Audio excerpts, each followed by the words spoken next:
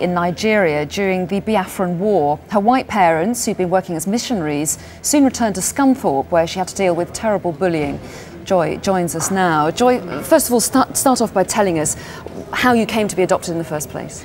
My parents were working out, as I said, in Nigeria as missionaries, and at that time I'd been born with my twin sister, and the story has it that a lady who organised my adoption was actually driving in the bush when an old lady ran into the bush and sort of flagged her jeep down. She followed them down this sort of jungle track and disappeared, and they found two babies, me and my twin. My twin had died, but I'd survived. So she picked me up, took me to the local hospital.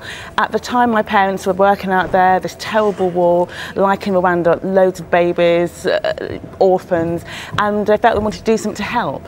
And they sort of decided that they wanted to maybe look after me for a bit, and then they decided that they didn't want to let me go. So that's how I came to be here. And they took you back to Scunthorpe. How was it growing up in the 70s as a black child in a white family? It was a real challenge because my parents are the most loving people. They're totally my heroes and my brothers. But being the only black child in a white school meant that I was, people obviously, singling me out, and it meant that my school life was often quite difficult, really. Do you think it was harder because your parents and your brothers were white? Would it have made a difference if you'd been adopted into a black family, do you think? People often ask me that, and not at all, no. I mean, at the end of the day, you just want parents who really love you. That's all you really want, because otherwise I would have had no life there in Africa. Well, that's right. I mean, what would your childhood have been in Nigeria if you stayed? Well, nothing, because I really was an orphan. I had nobody. And also, most children don't even make it to the age of 5, so I probably would have died. And I was very ill. I had pneumonia. I had terrible skin sores and complaints. And actually, the midwife there just said, "Don't adopt this child to my parents. She won't make it over to this country." But my dad didn't want to let me go. He was like, "We are taking this baby home, no matter what." And at the time, they decided to bring me over, but then they had more problems with the High Commission. It was very difficult. They didn't want me to stay here, but my parents said there's no one else to look after me out there, so they stuck with it. So what's your reaction when you hear that a lot of people in this country, no doubt influenced by the story about Madonna adopting a Malawian boy, now think it's easier to adopt from abroad than from closer to home? Would you say that there are pitfalls and areas of concern that they should be aware of? Yeah, I think you've got to really work with a child's background so that they really know a little bit more about their roots, where they've come from. Did your parents do that with you? Did they take you to Nigeria at all? Not really. I mean, they didn't really think it was relevant.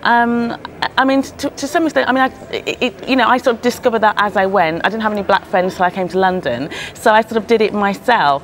But I think, in hindsight, it would possibly have been a good idea for them to sort of, spend a little bit more time with me. But to be honest, you just really want some parents, because otherwise you're in a home, you're going to be fostered.